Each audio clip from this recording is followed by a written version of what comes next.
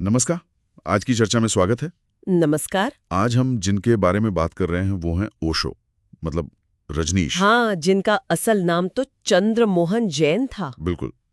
और हमारे पास जो जानकारी है वो इसी सवाल के गिर्द घूमती है कि भाई वो एक रहस्यदर्शी गुरु थे या फिर एक बहुत ही कुशल, मतलब अपनी बातों से लोगों को प्रभावित करने वाले रणनीतिकार। हाँ, ये सवाल तो उठता है। इस जानकारी में उनके जीवन के कुछ खास पड़ाव भी बताए गए हैं, जैसे जन्म उनका हुआ 11 दिसंबर 1931 को कुचवाड़ा गांव में, जो तब ब्रिटिश भारत की भोपाल रियासत में था। हाँ, और नाम भी बदलते रहे, पहले आचार्य रजनीश, फिर भगवान श्री रजनीश और आखिर में ओशो। रजनीश आंदोलन भी शुरू किया उन्होंने, और वो दावा भी तो था 21 साल की उम्र में ज्ञान प्राप्ति का। हाँ, 21 मार्च 1953 की तारीख बताई जाती है।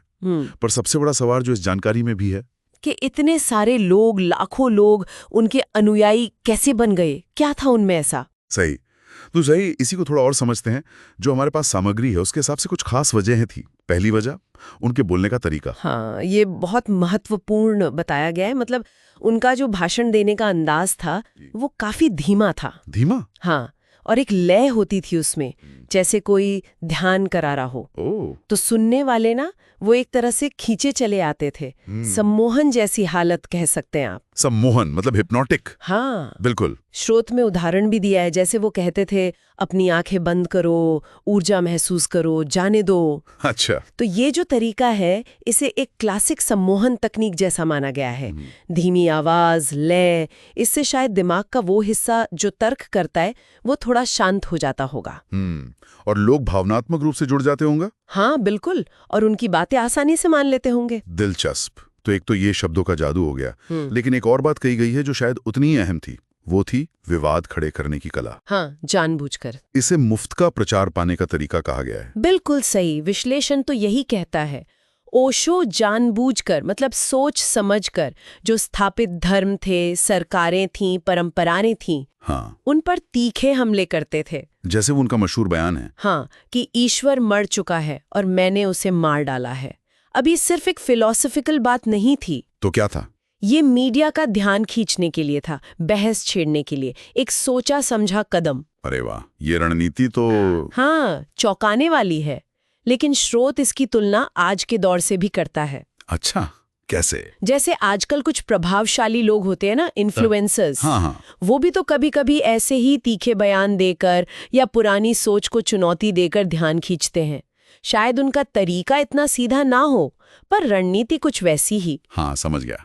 अच्छा, और ये भी बताया गया कि आज भी लोग उन्हें क्यों मानते हैं, मतलब उनकी मृत्यु के बाद भी। हाँ, इसकी भी वजह दी है। एक तो ये कि उनकी जो शिक्षाएं हैं, जब आप पहली बार सुनते हैं हाँ, तो वो व्यक्तिगत आज़ादी की बात करती हैं, बंधनों से मुक्ति।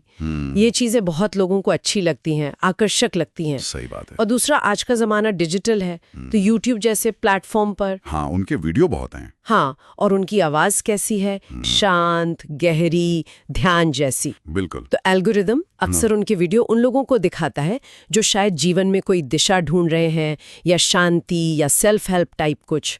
तो वो आवाज उन्हें खींच लेती है। तो डिजिटल दुनिया में भी उनकी मौजूदगी बनी हुई है। हाँ, उनकी आवाज का इसमें बड़ा हाथ है। और आजकल के कुछ गुरुओं या विचारकों से भी तुलना की गई है क्या? हाँ, की गई है। स्रोत में सदगुरु का नाम है, जॉर्डन पीटरसन का भी जिक्र है। अच्छा। क्या कहा गया है? यही कि वो लोग भी, मतलब ये समकालीन हस्तियां, लोगों को जोड़ने के लिए और अपनी बात पहुंचाने के लिए कुछ मिलती जुलती रणनीतियां अपनाते हैं। मिलती जुलती। हाँ, पर शायद उनका तरीका ओशो जितना सीधा या उकसाने वाला ना हो, ज्यादा सूक्ष्म हो। मतलब शायद वो भी स्थापित विचारों को चुनौती देते हैं या मुश्किल विषयों पर अपनी एक खास राय रखते हैं, जिससे लोग उनकी तरफ खिंचते हैं।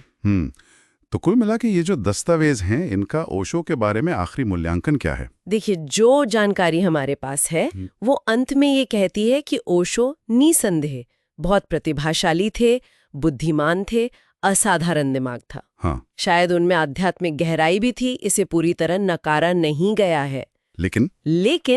लेकिन साथ ही यह जोर देकर कहा गया है कि वो लोगों को अपनी बातों से प्रभावित करने में, या यूं कहें कि अपनी बात मनवाने में, एक तरह के मैनिपुलेशन में बहुत माहिर थे।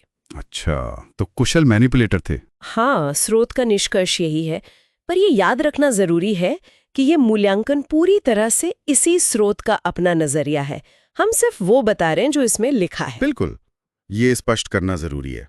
तो अगर हम संक्षेप में देखें तो हमने ओशो के जीवन के कुछ पहलुओं पर नजर डाली, उनके इतने प्रभाव के पीछे क्या वजह हो सकती हैं, जैसे उनकी खास बोली, विवादों का इस्तेमाल। हाँ, और स्रोत का उनके बारे में क्या आंकलन है ये भी देखा। सही। और ये पूरी बातचीत ना एक बड़े सवाल की तरफ ले जाती है। किस सवाल की तरफ? कि किसी व्यक्ति की छवि बनाने में, उसका प्रभाव जमाने में, उसकी संवाद शैली मतलब बात करने का तरीका, हाँ, और विवाद खड़े करने की रणनीति, ये चीजें कितनी मायने रखती हैं। ये सोचने वाली बात है। हाँ, जैसे ओशो और आजकल की कुछ हस्तियों की तुलना की गई, इससे लगता है कि आप क्या कह रहे हैं, इससे ज्यादा शायद ये मायने रखता है कि आप कैसे कह रहे हैं। प्रस्तुतिकरण का तरीका धारणा को बदल सकता है। बिल्कुल, ये धारणा और असलियत के बीच का जो महीन सा फर्क है, उस पे सोचने का एक बिंदु जरूर छोड़ जाती है ये चर्चा।